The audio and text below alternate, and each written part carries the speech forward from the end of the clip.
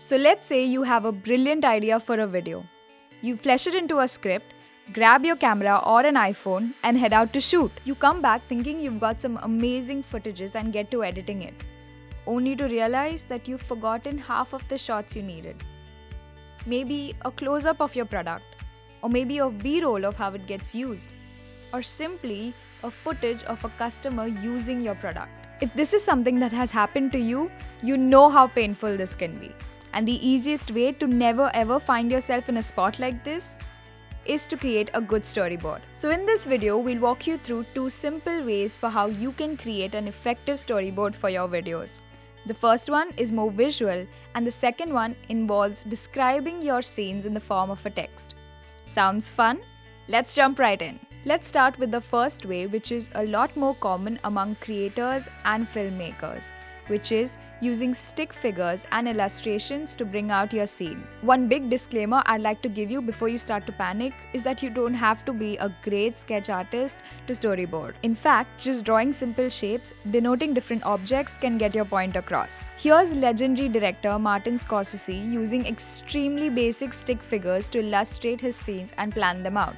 So the emphasis here is that it's okay to not create great looking sketches, but to create a reference board of sorts that can help you structure your shooting and your editing process. Now, before we jump into the parts that make up a storyboard, you'd want to use the link in the description to download a free storyboard template from Studio Binder that you can use to follow along. And you'd also want to give this video a like so that we keep bringing you such videos. Okay, so let's start with the first component of a storyboard, the panel or the frame itself.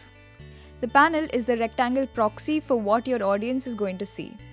Panels come in a bunch of different shapes, so make sure you pick one that matches the aspect ratio in which you're going to shoot or edit your video in. So for example, if you're creating a YouTube video, you'd want your panel to be 16:9. But if you're creating a Facebook ad, you'd want it to be 1:1. Once your panel size is locked, it's time to pay attention to how you would want to put your subjects in each frame. This will decide your composition and will also guide you with the kind of angles and shot you would want to use when you're actually shooting your videos. For example, a person drawn really small in the panel intuitively denotes a long shot. On the other hand, drawing just the eyes of your subject would imply a super close-up shot.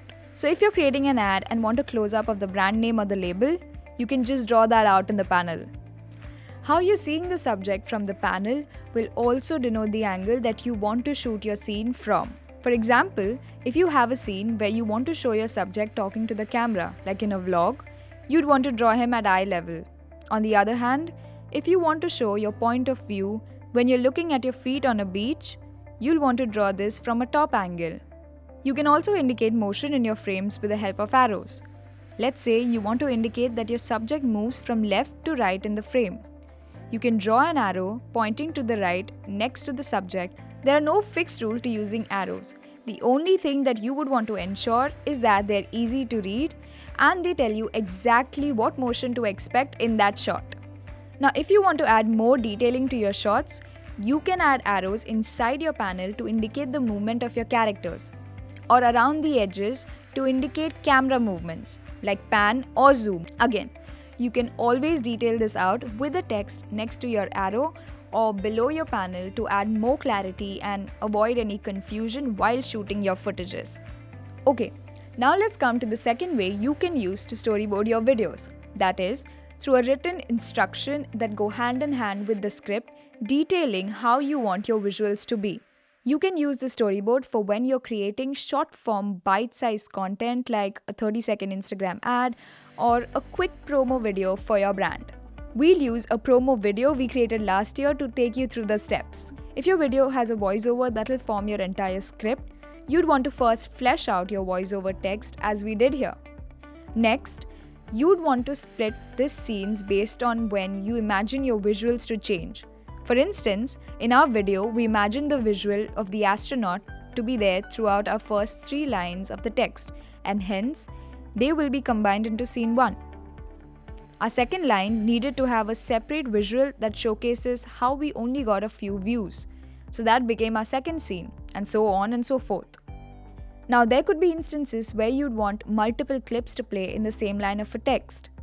For instance, a montage. And that should be okay, since you'd be able to add those in the next steps. Once we have our voiceover script separated into scenes like this, you can then go in and add 2 more layers of details. A. What is the visual imagery you're expecting to play out here? B. Is there any text that you want displayed on the screen, like a discount code or a CTA or some text that is important and needs to be on the screen? So for instance, in the last few scenes of our video, we wanted to emphasize certain parts of the voiceover since they were the key takeaways we wanted people to remember. So we added them as supers and along with the visual imagery we needed. The last and the final layer of detail you may want to add is the audio. If there's any specific way you want the music to kick in, or if there are any sound effects you may want to add to your video. And there you have it. You now have a scene-by-scene breakdown of the video that you exactly know how you want to shoot or edit it.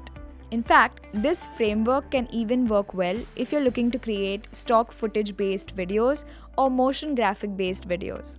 All you've got to do is change the details you mention with regards to the visual imagery for each scene, and you're good to go. We're dropping in a link to this template in the description so that you can refer to it as you build your storyboard. Which of these 2 ways did you find out to be easier?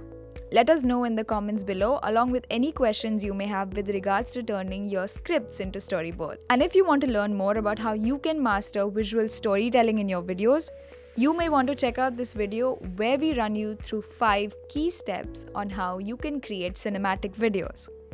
This is Christine from InVideo and I'll see you in the next one.